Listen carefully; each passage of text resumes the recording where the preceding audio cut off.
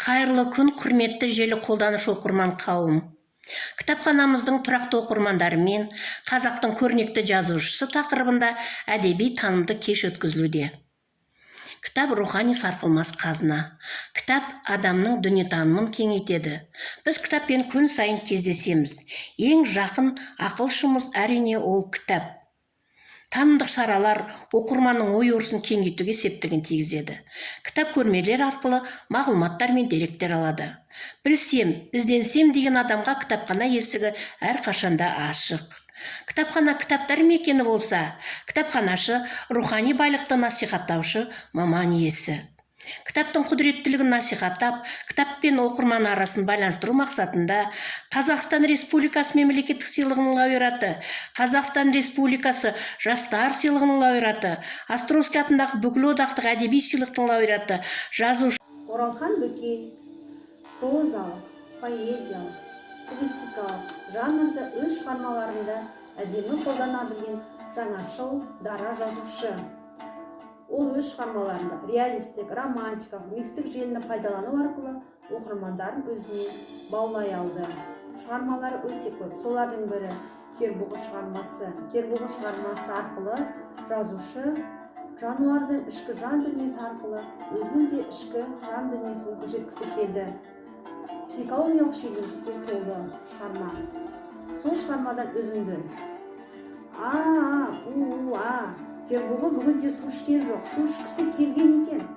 Бірақ мұздай су еріне тисе болып қалтырап қала берді. 3 рет ұмтылды. Еш нәтиже болмады. Іштей өкініш өртейді. Шын қартайғаны ма? Жоқ, кәріліктің ауылы әлі алыс. Кербұғының базары. Қысқаша әңгімелерінің ішіне алпауыт идеялардың айсбергін сыйдырған жазушының шеберлігіне қайран қалмасқа шара жоқ.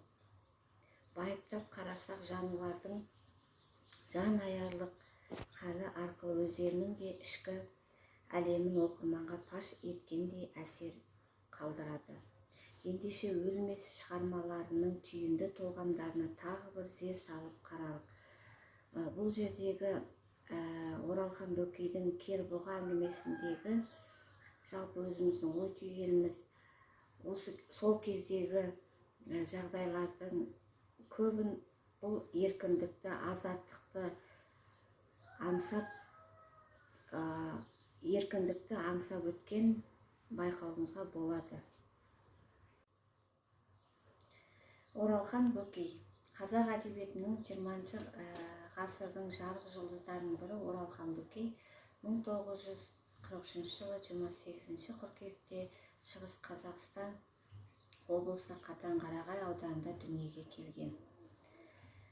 1968 жылдан бастап Алматы қаласына қоныс аударған. Оралхан Бөкей жазушы, драматург. 1969 жылы Қазму-ды бітірген. 1965-68 жылдары Шығыс Қазақстан облысының Үлкен Нарын ауданында Еңбек туы газетінде корректор аудармашы болып жұмыс істеді. Оралхан Бөкейдің Кербұғы әңгімесіне қысқаша тоқталып кететін болсақ, Алтайдың жыршысы, асқақ рухты қаламгер Оралхан Бөкейдің. Сәлеметсіздер ме, құрметті оқырмандар, кітапсүйер қауым. Өздеріңізге белгілі, қазақ әдебиеті қазақ халқының тарихтар қойнауынан ұрпақтан ұрпаққа жеткен рухани мәдени мұрасы.